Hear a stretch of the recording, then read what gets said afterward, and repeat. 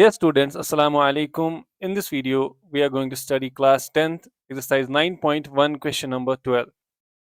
Question number 12 says, from the top of a 7-meter high building, the angle of elevation of the top of a cable tower is 60 degree and the angle of depression of its foot is 45 degree. Determine the height of tower. देखो question मैं आपको समझाता हूँ. यहाँ पे ये सामने एक बिल्डिंग है EA और उसके सामने एक टॉवर है बड़ा सा जिसको हमने डिनोट किया है DB से. ठीक है, तो बिल्डिंग के टॉप से टॉवर के टॉप तक जो एंगल बनता है वो 60 डिग्री का एंगल बन रहा है जो यहाँ पे मैंने लिखा हुआ है. ठीक है, उसके बाद बिल्डिंग के टॉप से फुट ये जो टॉवर है उसके फुट तक वो जो एंगल बनता है, एंगल ऑफ डिप्रेशन कहते हैं उसको, तो वो 45 डिग्री है. ठीक है, अब एंगल ऑफ डिप्रेशन बनेगा कहाँ पे? देखो, अगर ये हम एक जो बेस लाइन ड्रॉ करेंगे और यहाँ से नीचे की तरफ जो एंगल बन रहा है वो 45 है, ये वाला 45 है, तो ये भी कितना होगा? 45 डिग्री, बिकॉज ये एंगल और ये एंगल आपस में इक्वल है, because these are alternate interior angles. ठीक है, as EC is parallel to AB. तो यहाँ से ये 45 डिग्री बन रहा है एंगल ऑफ डिप्रेशन, तो यहाँ पे ये 45 होगा और यहाँ पे ऑलरेडी ये 60 डिग्री है. और हमें दिया गया है कि जो बिल्डिंग की हाइट है वो 7 मीटर है.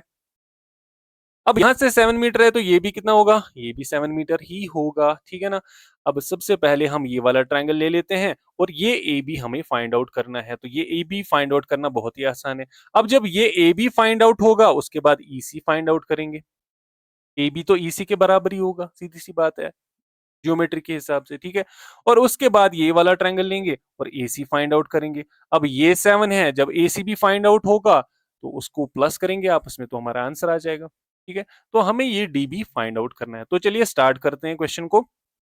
सबसे पहले लिखते हैं इन ट्रायंगल EAB.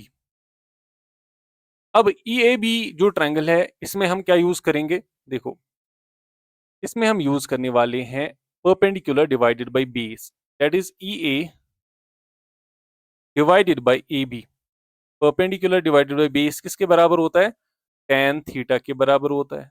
ठीक है, तो tan थीटा इधर मैं लिखूंगा, तो विच इंप्लाइज EA के बदले क्या लिखूंगा मैं? 7 डिवाइडेड बाय AB के बदले तो AB ही आएगा, is equal to tan theta. Theta के बदले वैल्यू कितना है थीटा का? 45, तो इधर 45 आएगा. तो 7 divided by AB is equal to tan 45 1 के बराबर होता है, which implies 7 is equal to AB. और ऐसे हम बोल सकते हैं कि AB जो है वो 7 के बराबर है. ठीक है, तो ये हमने यहां से वैल्यू किसका निकाला? AB का. तो ये हमें पता चला ये भी 7 मीटर ही है. अब ये 7 मीटर होगा, जो ऊपर यहाँ पे EC है वो भी 7 मीटर ही है. ठीक है, तो हम लिखेंगे as AB is equal to EC and both are equal to 7 metre. ठीक है ना, ये बाय जियोमेट्री ऑफ फिगर. ठीक है ना, बाय जियोमेट्री ऑफ फिगर. ये जो फिगर मैंने यहाँ पे बनाई इसकी ज्योमेट्री के हिसाब से AB किसके बराबर होगा? EC के बराबर होगा. अब हम और एक ट्रायंगल लेंगे यहाँ पे. Now in triangle DCE. ठीक है, ये वाला यहाँ पे जो ट्रायंगल है ये वाला लेंगे. ठीक है, सबसे पहले हमने ये वाला ले लिया था EAB, अब लेंगे DCE. DCE में DC डिवाइडेड बाय EC या CE, जो भी आप लिखना चाहोगे. ठीक है, DC divided by EC is equal to tan 60. यही होगा ना, tan थीटा. तो यहाँ पे 60 है तो tan 60 लिख देते हैं. DC के बदले DC ही लिखेंगे बिकॉज वो फाइंड आउट करना है. डिवाइडेड बाय EC के बदले 7 आएगा, which will be equal to tan 60 किसके बराबर होता है? √3 के बराबर, विच इंप्लाइज DC किसके बराबर आएगा? 7 √3 मीटर. तो अभी हमारे पास ये जो DC है ये 7 √3 आ गया. ठीक है ना, और ये कितना है? ये 7, ये वाला पोर्शन. तो टोटल DB कितना आएगा? देयरफॉर जो हमारे पास बचा है DB वो किसके बराबर है? DB बराबर है DC प्लस CB. सीधी सी बात है. देखो, ये पूरा जो DC है यहाँ पे, ये पूरा हिस्सा DC टॉवर की हाइट, ये किसके बराबर है? इस DC, ये DC प्लस CB. ठीक है, वही मैंने इधर लिखा. तो चलिए लिखते हैं अब। डीसी का वैल्यू कितना है 7√3, 7√3 प्लस सीबी का वैल्यू कितना हमने अभी फाइंड आउट किया 7, तो इधर लिखते हैं ऐसे 7।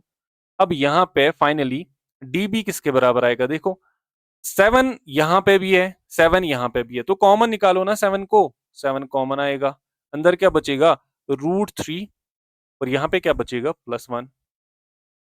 आप आंसर मीटर में लिखोगे, तो हाइट ऑफ टॉवर जो है वो है 7√3 + 1 मीटर। तो यहाँ पे ओवरऑल जो इसकी यहाँ पे हाइट है वो हम लिखेंगे 7√3 + 1 मीटर। राइट, इतना आसान था ये क्वेश्चन, बहुत ही आसान क्वेश्चन, बट यहाँ पे ये देखना बहुत जरूरी है कि यहाँ पे एंगल बन रहा है 45, तो ये वाला एंगल 45 होगा because alternate interior angles are equal. ठीक है, आप ये उधर क्वेश्चन में लिखोगे भी नहीं, ये सब कोई इशू नहीं है, यहाँ से स्टार्ट करोगे चलो वो चलेगा, बट ये याद रहे कि जो ये फिगर है ये बनानी बहुत जरूरी है। ठीक है, तो इसी से हमें पता चलेगा। अगर आप लिखना भी चाहोगे ऊपर कि angle C E B is equal to angle C B A, both are equal to 45 degree, reason भी लिखोगे अल्टरनेट इंटीरियर एंगल्स, अगर ये भी लिखोगे तो कोई इशू नहीं है। ठीक है ना, क्योंकि हमें यहाँ से बाकी सब कुछ लिख दिया। ये भी लिख सकते हो कि ये जो है वो किसके बराबर है, सी बी के बराबर, और दोनों 7 मीटर है। ठीक है, ये सब कुछ लिख के फिर यहाँ से स्टार्ट करोगे और ये पूरा क्वेश्चन आप लिखोगे। बहुत ही आसान क्वेश्चन, आई होप आपको समझ आ गया होगा। कुछ क्वेश्चन इसके रह गए हैं तो वो कंप्लीट कर लेते हैं। विद इन अ वीक हम स्टार्ट करने वाले हैं, एक मैराथन स्टार्ट होगा क्योंकि क्लास 10th के लिए है, पर्टिकुलरली हर एक चैप्टर को रिवाइज करेंगे। के बाद पीवाईक्यूज देखेंगे हम, और एक guest paper at the end of the syllabus completion. हम मैं आपको एक गेस्ट पेपर दूंगा और आई होप कि पूरा जो पेपर है ना उसी में से आएगा।